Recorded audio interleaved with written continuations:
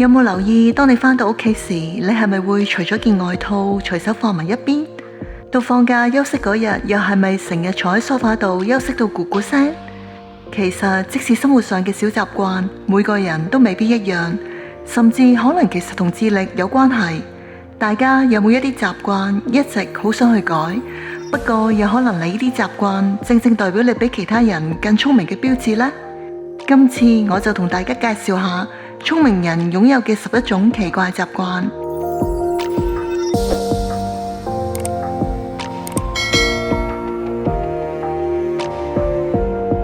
亂七八糟。首先，聰明人嘅物件都係分散。一般人可能會認為聰明人應該係好有條理，亦即係呢個人嘅髮型應該係整齊乾淨，因為好有條理嘅人亦都會好有組織。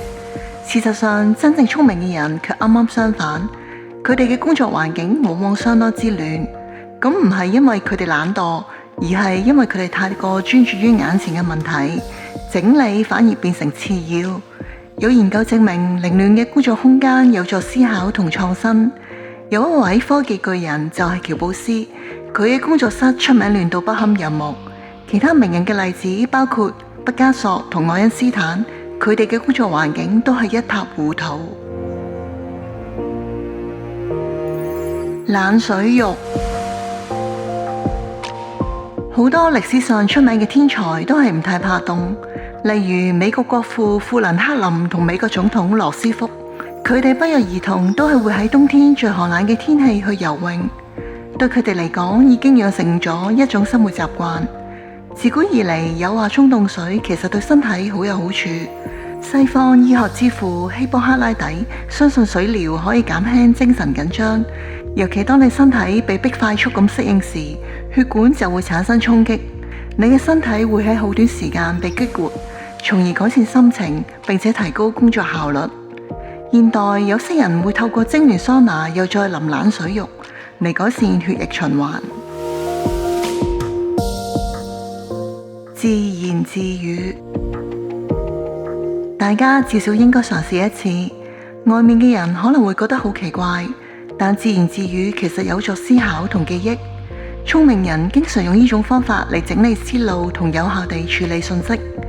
聲音嘅使用唔係淨係溝通工具，透過大聲講出嚟，能夠促進大腦嘅認知功能，幫助更快咁解決問題同加速思考嘅過程。夜貓族。通常我哋喺電視或者電影睇到富有創意嘅天才，都係喺晚上捱夜咁創造新嘅發明。現實生活中，通常速度越慢嘅人，智商就越低。有研究顯示，喺夜晚活躍嘅人，智商嘅比例係比較高。關於呢一點，有一種理論認為，呢種習慣同人類嘅演化有關，源於我哋嘅祖先經常處於危險入邊，需要喺夜晚保持警覺。而呢種行為可能係被遺傳落嚟，喺夜晚活躍嘅人表現有更高嘅認知能力，正好解釋點解喺夜晚特別能夠集中思考同工作。自我批評。有好多人經常批評自己，包括對智力同其他方面嘅行為。你可能考慮到係咪跟智力較低有關，但事實上高智商嘅人卻啱啱相反。佢哋對自己非常謙卑同嚴格，雖然佢哋擁有豐富嘅知識，但時常低估自己嘅能力，仲認為總有好多唔知道嘅事情。相反，智力較低嘅人缺乏承認錯誤嘅自我意識，所以往往會表現出過於自信嘅傾向。粗言穢語。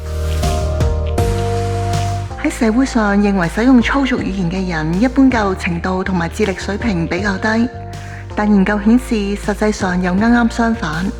熟悉更多俚語、粗俗詞彙同埋流行用語嘅人，整體而言擁有更豐富嘅詞彙量，語言技能較好，同時都係表現到同高智商有關聯。不過聰明人係會好識得喺咩時候先至講，能夠判斷可以喺邊度以及對邊個講先適合。聲音敏感。高智商嘅人具有較高嘅創造性思維能力，對於好微細嘅聲音都會特別敏感，例如對咀嚼聲，都可能足夠令到佢哋產生好強烈嘅反應。咁係因為佢哋無法屏蔽一啲冇關聲音嘅感官資訊，因此佢哋對微細嘅聲音或者間歇性嘅噪音都會感到非常之厭惡。發白日夢。所謂嘅白日夢就係喺清醒嘅狀態之下，好似發夢咁睇到一啲幻象甚至創意嘅畫面。因此喺嗰時，對周圍嘅人嚟講，即使嘗試去叫醒佢哋，可能都未必有反應。睇起嚟好似喺處於大腦嘅游離狀態。面對某啲問題，白日夢可能好有幫助。一個高智商嘅人喺深度思考某一個問題時，可能會有發白日夢嘅經歷。咁樣使到佢哋從唔同嘅角度可以得到新嘅觀點，從而有助解決問題。所以喺光天化日下發白日夢，能夠有效提升一個人嘅創造力同埋解決問題嘅能力。獨處。喜愛獨處嘅人經常被認為孤獨嘅象徵，佢哋個性較內向，唔太參與社交活動。雖然佢哋咁少交際，但自我感覺依然良好。背後原因可能源於進化有關。喺狩獵時代，人類通常生活喺大約150人嘅小團體中。由於佢哋係群居關係，為咗生存同繁衍嘅基本需求，必須經常見面。不過喺今日嘅社交媒體同互聯網中，呢種緊密嘅社交需求相對較低。所以對聰明人嚟講，與其廣泛同好多人交往，不如專注長期目標先至最重要。塗鴉。有冇試過上課同時無意間望向旁邊，發現朋友喺筆記簿度畫畫呢？其實呢種塗鴉唔單止係無聊嘅表現，佢可能係一種潛力嘅展示。塗鴉經常被認為智商較高嘅人所具備嘅特徵，涉及到解決問題同資訊處理嘅能力，甚至同記憶力都有關聯。睇落亂畫一通嘅塗鴉，實情充滿思想、感情同概念，而塗鴉嘅人亦都唔代表一定聰明。但如果你經常都塗鴉，咁可能表示你具備相當嘅創造力同分析能力。心不在焉。